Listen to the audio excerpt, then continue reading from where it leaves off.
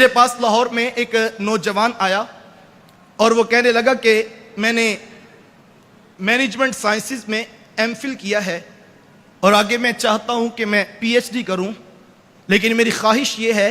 کہ میں management sciences اور اسلام ان دو ٹاپکس کو ملا کر جو ہے وہ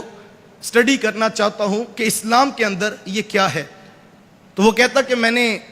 جو ہے وہ آن لائن پوری دنیا پہ سرچ کی ہے اور مجھے کوئی یونیورسٹی ایسی نہیں ملی کہ جس کے اندر یہ سلیبس پڑھایا جا رہا ہو، تو آپ اس بارے میں کیا کہیں گے؟ تو اگر کوئی مجھے رہنمائی مل جائے تو میں نے صرف اتنا کہا کہ جو آپ بات کہہ رہے ہیں اگر ایسے ہی ہے تو اگر آپ کو کوئی کورس دنیا میں نہیں ملا اس عنوان پر تو اس کی وجہ یہ ہے کہ مینجمنٹ سائنسز یہ انگریز نے لکھی ہیں اور قرآن مسلمانوں کا تھا۔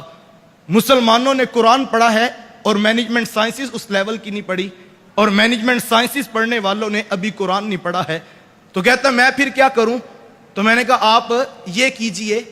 کہ اگر ہو سکے تو کسی معتبر عالم کے پاس بیٹھ کر آپ تفسیر کرنے کے رولز اینڈ ریگولیشن سیکھ لیجئے، 4 ماہ لگیں 6 ماہ لگیں، تو جب وہ سیکھ جائیں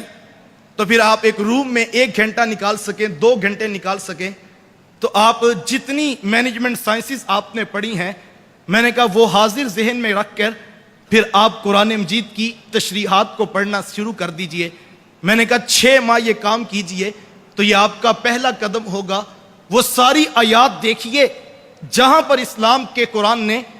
مینجمنٹ سائنسز کو ڈیفائن کیا ہے، تو میں نے کہا یہ آپ کا پہلا قدم ہوگا، اور جب آپ اس پر کچھ کام کر لیں وہ ساری آیات کلیکٹ کر کے آپ کسی اور کے لیے جہد چھوڑ دیں گے، اور کل کو کوئی دوسرا مسلمان آئے گا تو وہ یقیناً اس پلیٹ فارم پر ایک نئی جہد متعین کرے گا اور یہ کام چلتا ہوا آگے بڑھے گا۔ اور میں نے کہا یہی ہمیں قرآن نے کہا تھا کہ افلا یتدبرون القرآن افلا تتذکرون افلا یتفکرون افلا تعقلون۔ یہ سارے صیغے لآیات لأولی الالباب یہ ہمیں اس طرف بلا رہے ہیں کہ میں اور آپ قرآن کے ساتھ دیگر علوم کو ملا کر قوم کے سامنے، دنیا کے سامنے ایک نئی جہد کو ڈیفائن کر سکیں۔ تو اس زاویہ نظر سے جب ہم کام کریں گے تو یقیناً نتائج مختلف پیدا ہوں گے۔ ادارۃ المصطفیٰ کا ایک شعوری سفر ہے اور فکر اور آگہی کا نور بانٹتی ہوئی یہ تحریک ہمیں اس طرف جو ہے وہ بلا رہی ہے، اور الحمدللہ میر کارواں کے جو ہے وہ اہداف کے اندر یہ چیزیں موجود ہیں۔ اور میں اس کی آپ کو دعوت پیش کرتا ہوں کہ ہم جہاں تعلیم کے شعبے میں کام کریں تو اس کے ساتھ ساتھ ہمیں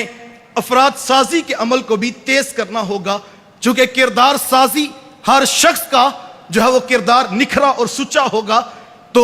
زمانے کے اندر ایک نئی جہت اس عنوان پر بھی ڈیولپ ہوگی۔ ہمیں اپنے حصے کا کردار روشن کرنا ہے اور ایک ایک شخص کی بہت زیادہ اہمیت ہے۔